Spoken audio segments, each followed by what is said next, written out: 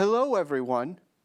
Welcome to this week's episode of Wehry Weekly History and Entertainment News.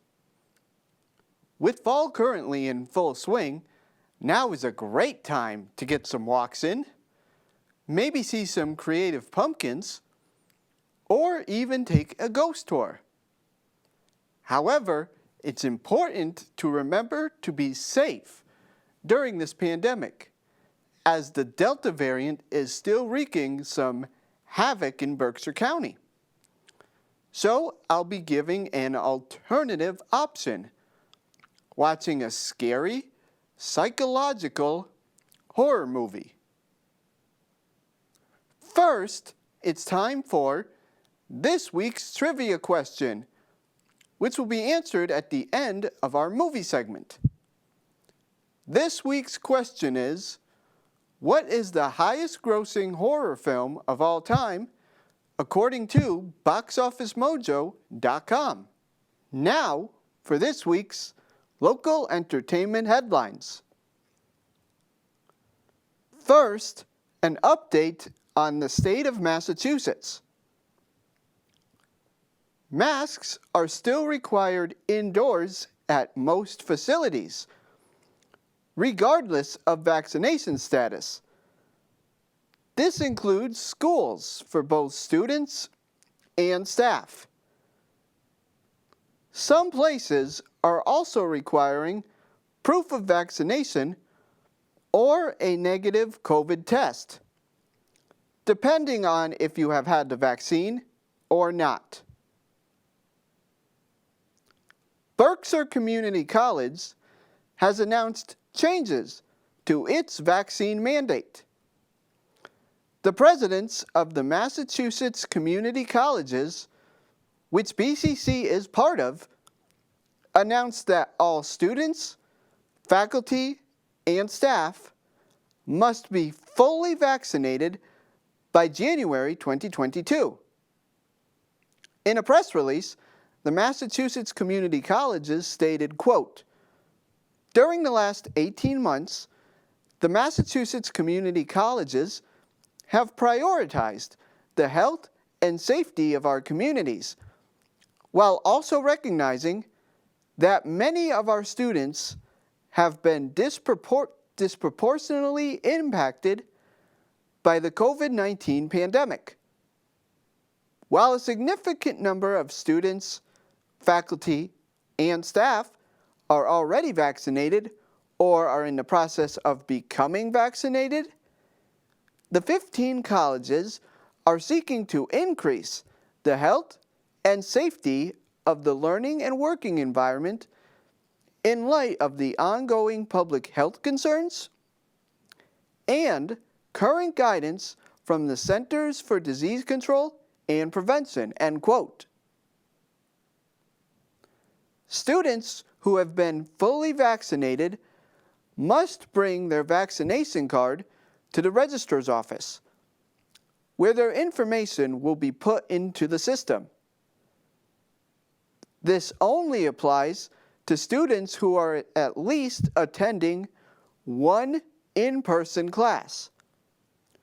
Students who seek to register for courses that do not require any in-person components and do not plan to come to campus at any time will not need to provide documentation. Visit berkshirecc.edu for additional information. Our next story honors some local colleges who received some big honors over the past few weeks. In past episodes of WWHEN, I've talked about the history of these local colleges. 3 of them recently received a variety of honors from the U.S. News and World Report's 2022 Higher Education Rankings. This is an annual list published by the magazine, which determines whether the best colleges in 4 categories: national universities, liberal arts colleges, Regents universities, and regional colleges. According to its website, The rankings are determined by, quote, each school's performance across ranking indicators and include the latest statistics used in the calculations, such as the student-faculty ratio and the average federal loan depth of graduates, end quote.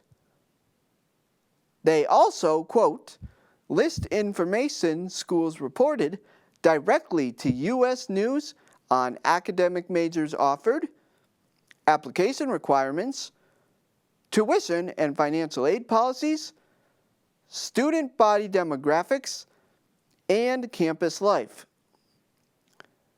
Colleges' individual profile pages have postgraduate earnings data by undergraduate focus, as well as user ratings and reviews submitted by alumni, end quote. Scores are determined based upon another score of 0 to 100. As with all lists, these rankings should be taken with a grain of salt. The first college in Berkshire County that received honors was Williams College in Williamstown. It was ranked number 1 among all national liberal arts colleges in the country. This marks the 19th year in a row Williams has been ranked number 1. They scored a perfect 100 out of 100 points possible. They also won Best Value College in the entire United States. Williams' score was helped from its points on overall student happiness, faculty resources, and student-to-teacher ratio. The second Berkshire County school that was honored was Bard College at Simon's Rock in Great Barrington. For the second consecutive year, Simon's Rock tied for 5th in Best Undergraduate Teaching and tied for 4th in Most Innovative College.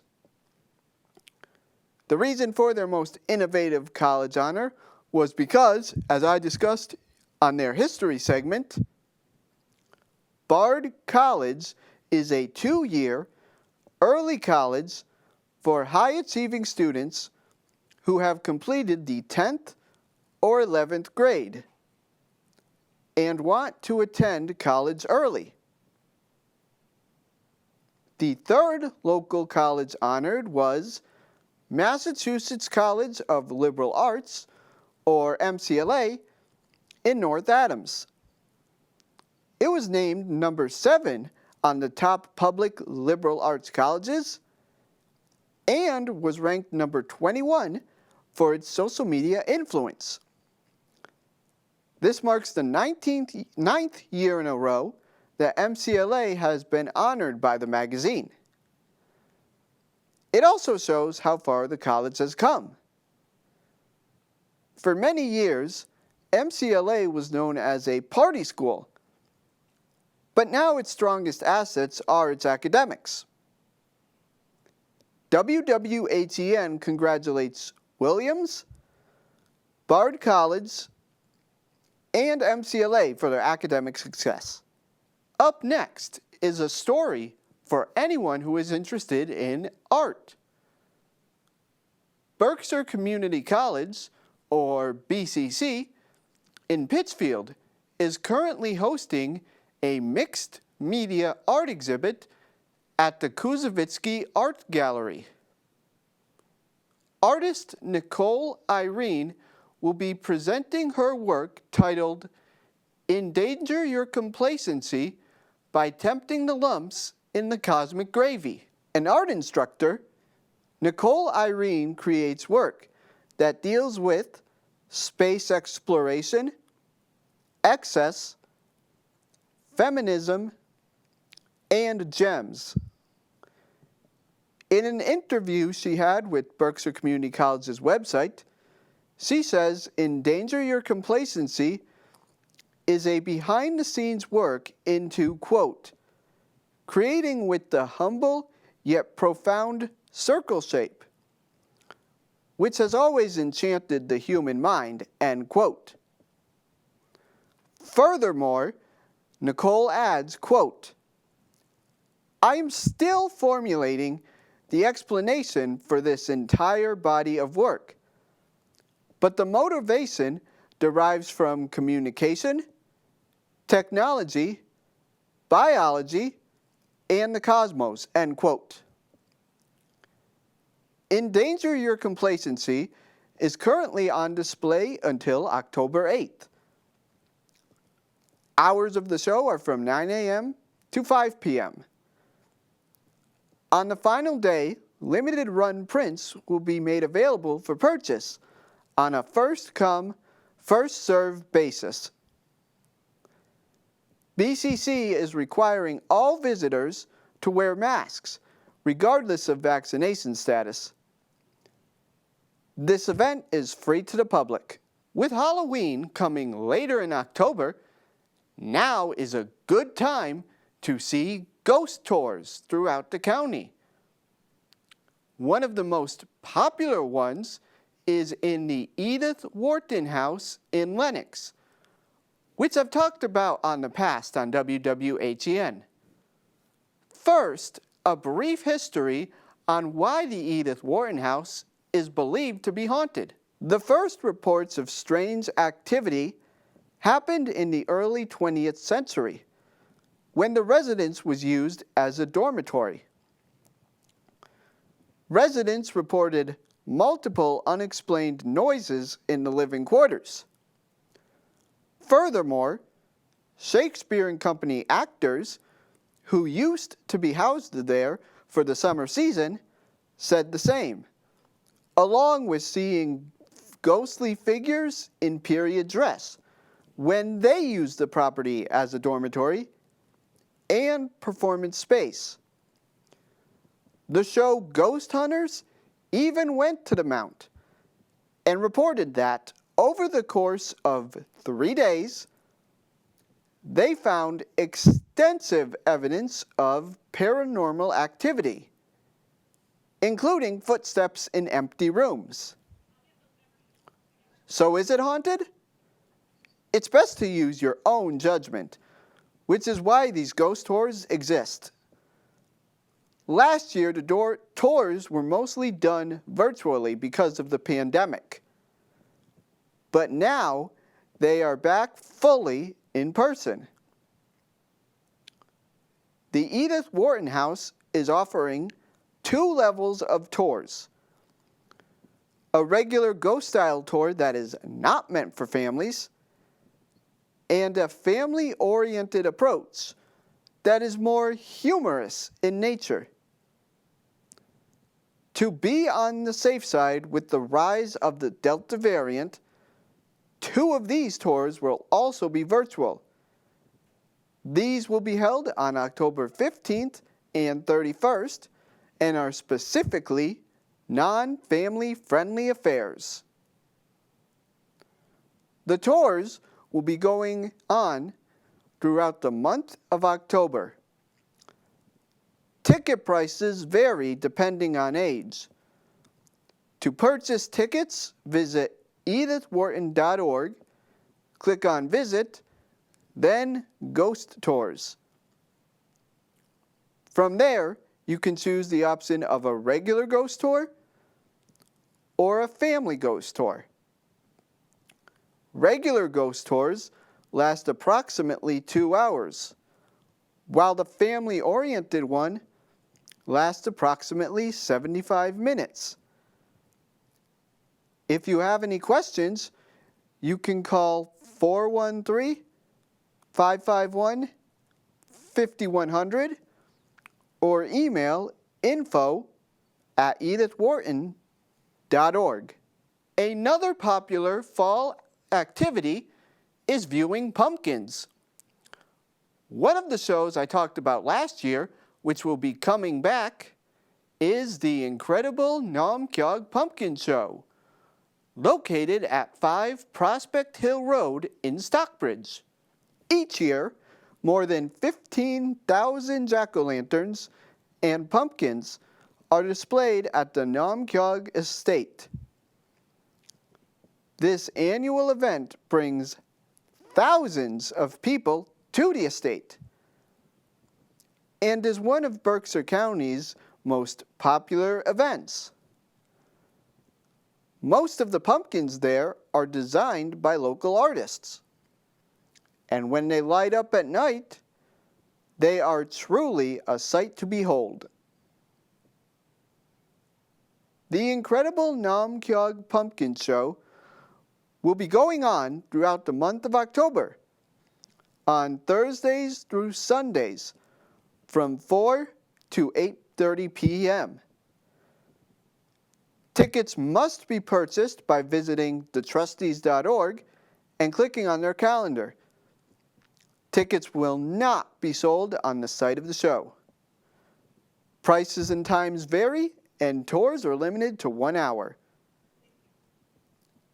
You can also contact Kyog by phone. They have 2 separate phone numbers. Before October 8th, call 413-298-8138, and after October 8th, call 413-298-3239, extension 3008. Masks are required at all times, regardless of vaccination status. On the last episode of WWHEN, I discussed how the Housatonic Valley National Heritage Area was hosting walks and talks at many locations throughout Berkshire County. One of the major events that is part of these walks is the Berkshire 18th Century Trail. These include 6 of the earliest settled homes in Berkshire County. These homes have a lot of history to them and have been restored over the years to give them an 18th century feel. The houses on the trail are the Ashley House, located at 117 Cooper Hill Road in Sheffield, Don Raymond House, located at 159 Main Street, house number 161 in Sheffield, Captain Truman Wheeler House, located at 817 South Main Street in Great Barrington, the Bidwell House Museum, located at 100 Art School Road in Monterey, the Mission House, located at 19 Main Street in Stockbridge, and finally, Herman Melville's Arrowhead, previously discussed here on WWHEN, located at 780 Holmes Road in Pittsfield. At these houses will be discussions of their history and recreations of the era in which they were settled. The Berkshire 18th Century Trail is going on all year round. Times of the talks and hours of operation vary. Visit Berkshire18thcenturytrail.org for more information. Mask requirements depend on whichever house you are visiting. The Berkshire 18th Century Trail is sponsored by the Sheffield Historical Society, the Bidwell House Museum, the Trustees of Reservations, the Great Barrington Historical Society, and the Berkshire County Historical Society. Our next story is of a local concert happening at Masmoka. London-born, Nigerian-raised, New York-based composer, band leader, and bassist Michael Olatzwa will be performing with his band Lagos Pepper Soup for a fall concert, which will be great for returning MCLA students and the North Adams community. One of the most inventive, innovative, and in-demand bassists on the scene today, Olatzwa has worked and recorded with the likes of Diana Ross, Stevie Wonder, and Shakira, among others. Along with his friend and frequent Mass Mocha collaborator, Angelique Kidjo. Olatzwa will be performing with his Lagos Pepper Soup Band for a high-energy evening of hard-hitting Afrofunk, jazz, and funk music. Michael Olatzwa will be performing at Mass Mocha on Saturday, October 16th at 8 p.m. The concert will be held at Club B10, a venue with cabaret-style seating. Tickets are currently available for both members of Mass Mocha and the general public. Prices vary depending on membership and age. Visit massmocha.org to purchase your tickets. Masks are required regardless of vaccination status. It's now time for this week's movie portion of WWHEN. With October approaching, scary movies are extremely popular to watch during this time. I'm not a big fan of horror that is bloody, gross, or contains way too many jump scares.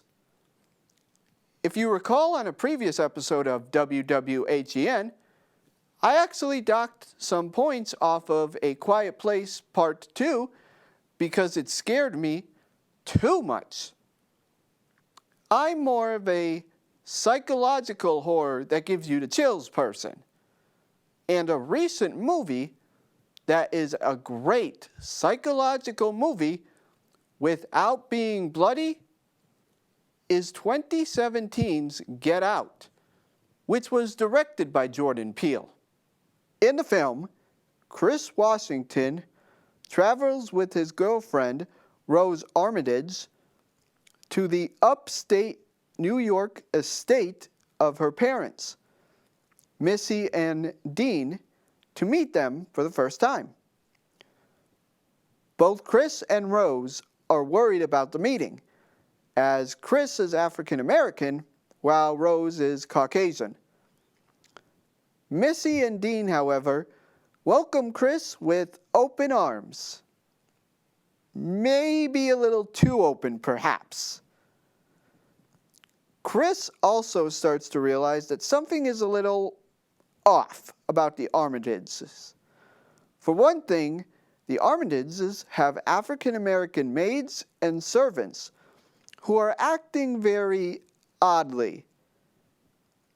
Chris then begins to uncover a shocking conspiracy that forces him to make his escape. And, as the title of the movie suggests, get out. But getting out is much harder than it seems. Get Out was a huge success, both at the box office and critically. It earned over $179 million at the box office and holds a score of 98 on the website Rotten Tomatoes, the highest score for a horror film. It was also nominated for several Academy Awards, winning Best Original Screenplay for Jordan Peele at the Oscars. So why do I love this movie? The level of scariness of Get Out is perfect. It's not bloody at all, but it is very tense.